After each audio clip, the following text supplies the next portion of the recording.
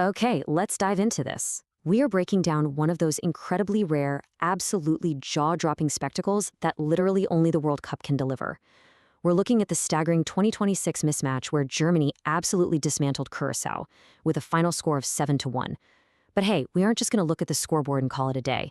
In this explainer, we're going to deconstruct exactly how this happened. We'll map out the momentum shifts, those little flashes of underdog brilliance, the controversies, and, well, the sheer relentless force of the German machine. To really get a feel for the atmosphere of this match, we have to start with the opening broadcast call. The commentator shouted a line that honestly gives you goosebumps. Let's give free rein to passion. And man, that perfectly encapsulates the magic of the World Cup, doesn't it? I mean, it's the ultimate stage.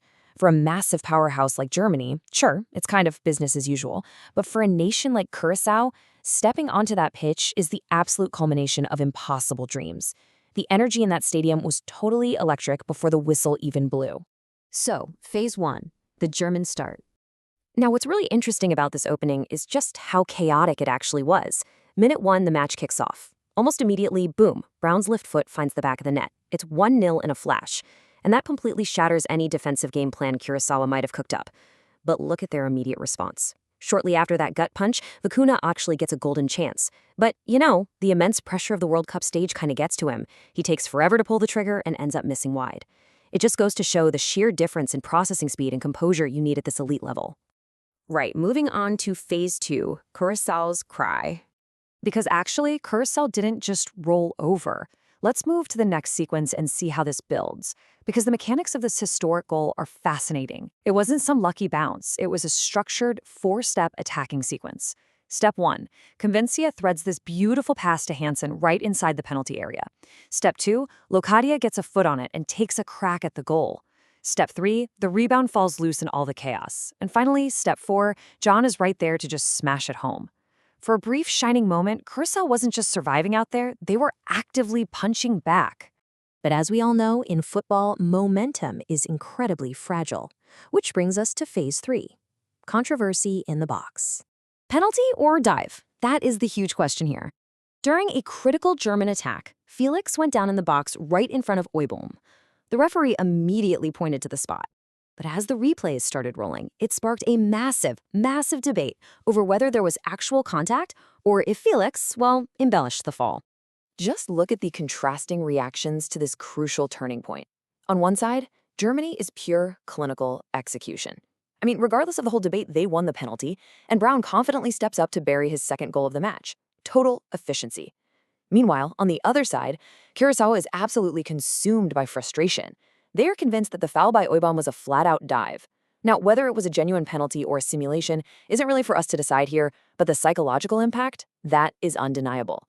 Because while Curaçao was caught up arguing with the referee and dealing with a seriously broken spirit, Germany coldly just put the game completely out of reach.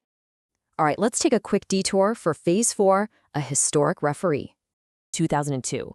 Amidst all the chaos and controversy on the pitch, history was actually being made in a way completely separate from the players.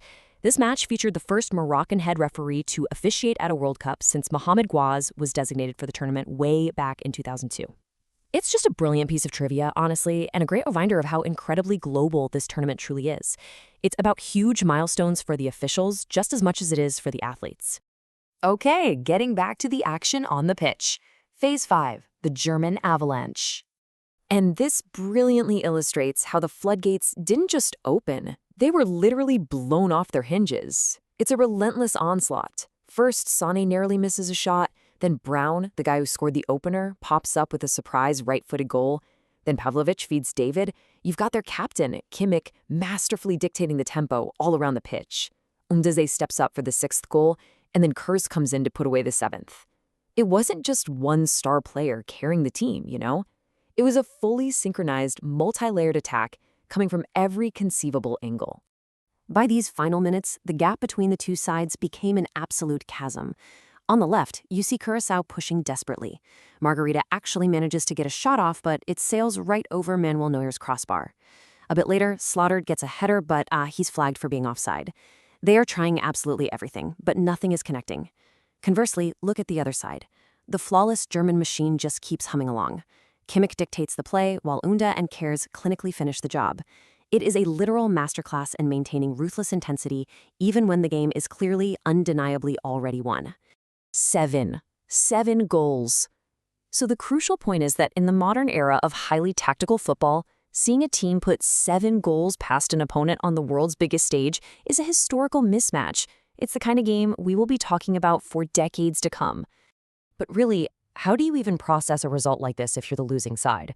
The broadcast commentator actually offered a poignant and really inspiring takeaway, saying that Curaçao must enjoy the World Cup, they must dare to dream. And honestly, there's a lot of truth to that. Despite the completely brutal scoreline, just being there, actually scoring a goal against Germany of all teams, and hearing their national anthem play on that stage, that's an achievement that totally transcends the 7-1 reality. They dared to dream and they lived it, even if the lesson on the pitch was incredibly harsh.